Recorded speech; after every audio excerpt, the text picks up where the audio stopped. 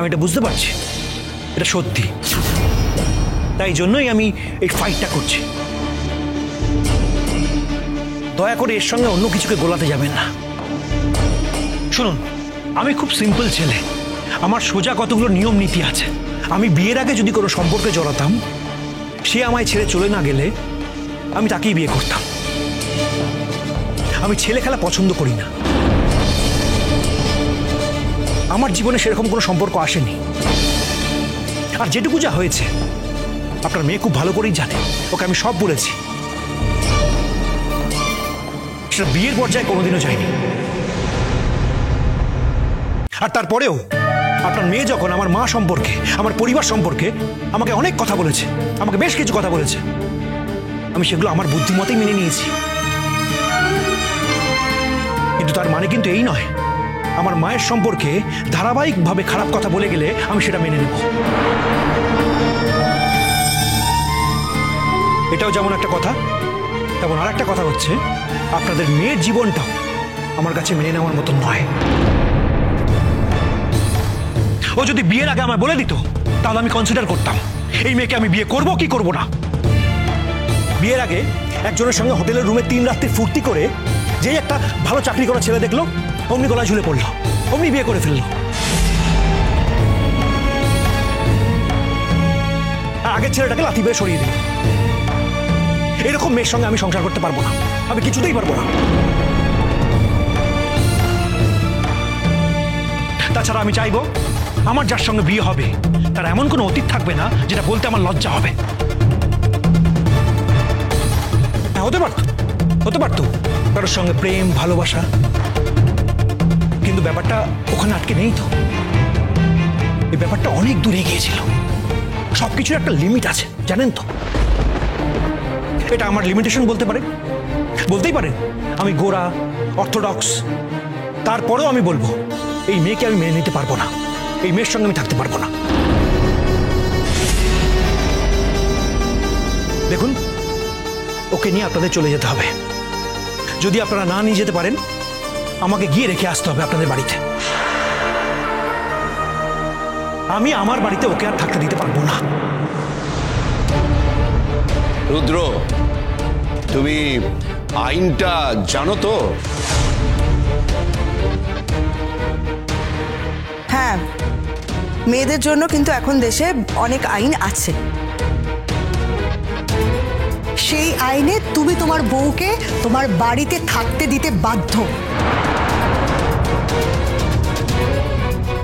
বাড়িতে থাকতে দিতেই হবে তার তো কোনো মানে নেই। আইনটা আমিও জানি, আর যতটা না জানতাম এই দুদিনে ভালো করে জেনে নিয়েছি। তাকে থাকার ব্যবস্থা করে দিলেই হবে, এটাই নিয়ম। আপনার মেয়ে যদি আলাদা থাকতে চায় আমি থাকার ব্যবস্থা করে দেবো, কোনো সমস্যা নেই। কিন্তু খারাপ লাগছে এটা ভেবে, আপনারা জয়েন্ট ফ্যামিলিতে থাকেন, আপনাদের এত বড় বাড়ি, আপনাদের মেয়ের জন্য একটা ঘর দিতে পারছেন না। না হয় ঘর ভাড়াটা আমিই দিয়ে দেবো, কেমন? এত যে বড় বড় কথা বলছো রুদ্র, টাকা দেবে কোথা থেকে তুমি? তুমি তো কোনো চাকরি করছো না, এখন বেকার বাউন্ডুল হয়ে বাড়িতে বসে রয়েছো। সে কথা আপনাকে ভাবতে হবে না। আমি কোথা থেকে টাকা দেবো সেটা আমি বুঝে নেব। দরকার পড়লে মোট বয়ে টাকা জোগাড় করে আপনার মেয়ের টাকা আমি দেবো, তাও দেবো। আপনাদের তো 1 তারিখে টাকাটা পেলেই হলো, ব্যাস।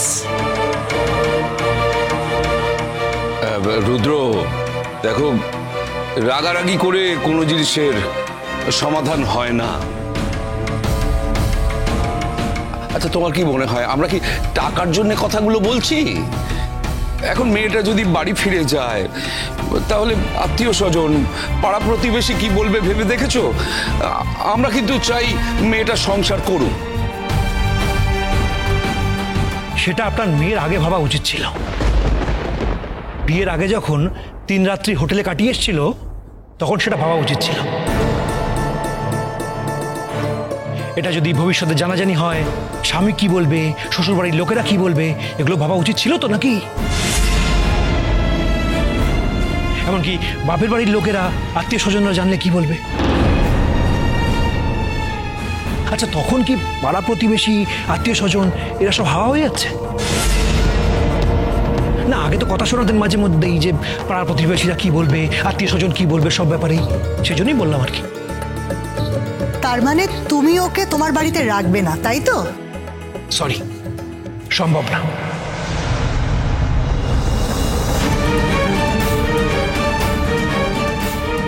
আরো একবার ভেবে দেখ বুবলাই। বৌদি ভাই বলেই এতবার করে বলছে, আমাদের মুখে কিন্তু কোনো কথা আসছে না। ও বাবা, ও বাবা, যা করে গেছে না এই কদিনে, আমাদের বাড়িটাকে ওরা ভাঙচুর করে শেষ করে দিয়েছে। না না, এ মেয়েকে আপনারাই রাখুন বাবা, আমরা রাখতে পারবো না। আমার নাতি যা হোক করে একটু খোরপোশ দিয়ে দেবে, না হয় আমরাও দুটো দুটো করে দিয়ে একটু সাহায্য করবো, কিন্তু এ মেয়ের সঙ্গে আমরা সংসার করতে চাই না।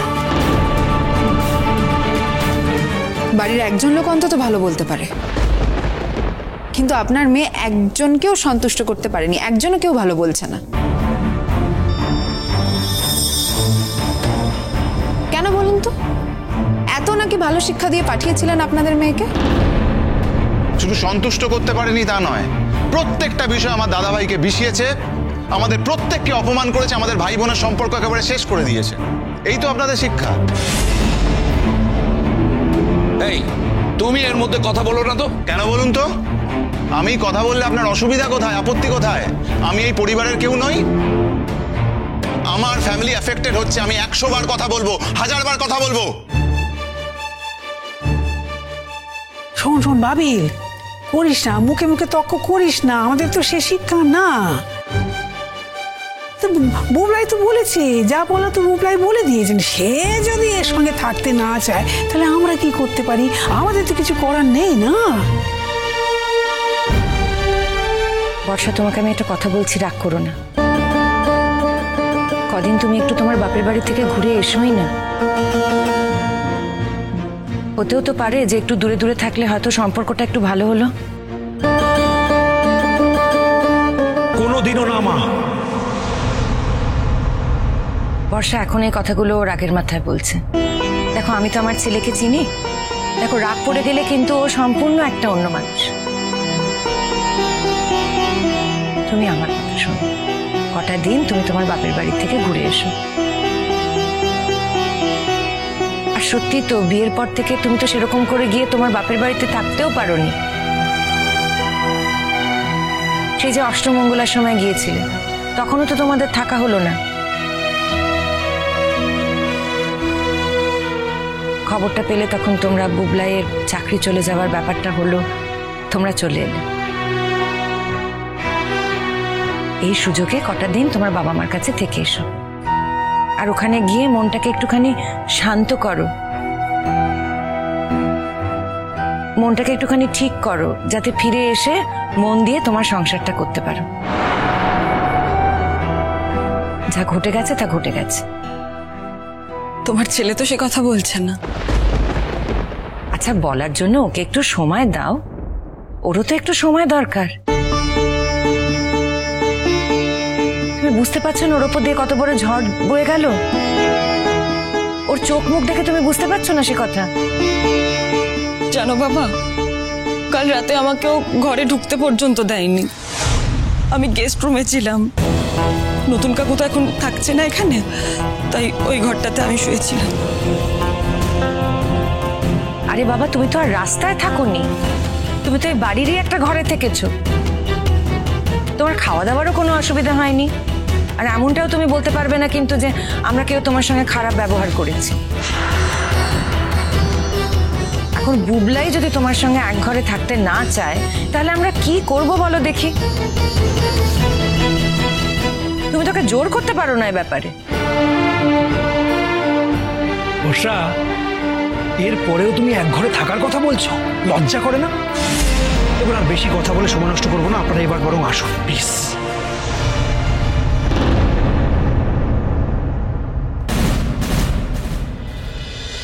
চিরসখা হে